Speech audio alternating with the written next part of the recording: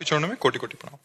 महाराज जी, मैं भारतीय सेना में कार्यरत हूं और श्री जी का प्रतिदिन नाम जप भी करता हूं। महाराज जी, मेरा प्रश्न सिर्फ मेरा ही नहीं बल्कि देश के सभी जवानों का है। जब एक फौजी अपनी छुट्टी खत्म करके वापस ड्यूटी पे जाता है तब उसे घर की बहुत याद आती है। एक नन्ही सी बिटिया की आंखों के आंसू, पत्नी की तरसती हुई आंखें, माँ की खाली झोली। इसीलिए हम जैसे संत का सम्मान करते हैं ऐसे भारतीय सैनिक का सम्मान करते हैं कि कई कई महीनों तक वो अपने परिवार के वियोग में रहकर हमारे राष्ट्र की सेवा के लिए शरीर सुख की परवाह न करके, चाहे घोर बर्फबारी में लगा दिया जाए उसको, चाहे गोलीबारी में लगा दिया जाए, चाहे जहां लगा, मान लो बर्फ वर्षा जहां हो रही है, जहां निरंतर बर्फ गिर रही, जहां हम खड़े नहीं हो सकते, वहां उसकी ड्यूटी लगी।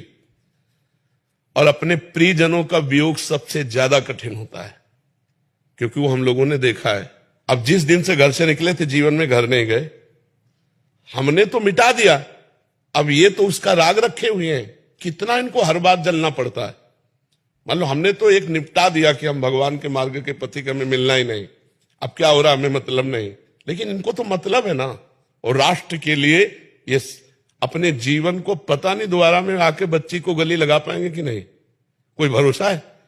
अब कहां ड्यूटी लगा दी जाए और कहां से गोली आ जाए। तो इसीलिए हम राष्ट्र के सैनिकों से प्रार्थना करते हैं कि आप अगर बिना भजन किए भी शरीर छोड़ोगे तो आपको जो बड़े बड़े यज्ञों का फल होता है स्वर्ग की प्राप्ति, वो स्वर्ग की प्राप्ति होगी। और अगर आप राधा राधा कहते हुए शरीर छोड़ोगे तो भगवत प्राप्ति होगी, जो बड़े बड़े योगी तपस्या करके प्राप्त करते हैं। बस आपको राष्ट्र सेवा के लिए आपको अपने मोह का बलिदान देना होगा, आपको सहना होगा कि हम तिरंगे के लिए अपनी बेटी, अपने पत्नी, अपने माता पिता सबको त्याग करके तिरंगे की रक्षा के लिए अपने जान अर्पित करते हैं। अगर बची जान तो उनके लिए है, नहीं तो तिरंगे को अर्पित करते हैं। सबसे ज्यादा भारत में सम्माननीय अगर कोई है तो त्यागी और वैरागी संत या सैनिक, हम दो को देखते हैं।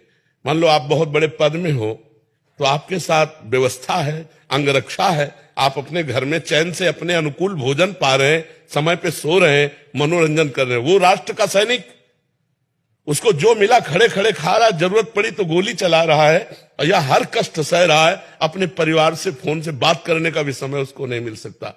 अगर युद्ध क्षेत्र में लगा तो बात करने का भी समय, और हो सकता है आखिरी उसका जीवन हो, इसलिए हम नमस्कार करते हैं, हम उसको सल्यूट करते हैं। जो भारत का आर्मी का जन है, चाहे वो वायु, चाहे वो जल, चाहे वो पृथ्वी का लड़ाकू हो, उसको हम सम्मान देते हैं। और यही बलिदान आपको तिरंगे पे लपेटने का सौभाग्य देता है। हर भारतवासी सल्यूट करता है, हर भारतवासी प्रणाम करता है हमारे सैनिक को। यही बलिदान जो आप छोटे छोटे बच्चों के आंसुओं को ना देखकर अपनी ड्यूटी पर लगे हुए हैं, इसलिए आप उसको भगवान का चिंतन करते हुए प्रधानता राष्ट्र सेवा की रखो और गौड़ परिवार को रखो। समय मिला, जीवन बचा तो फिर मिला।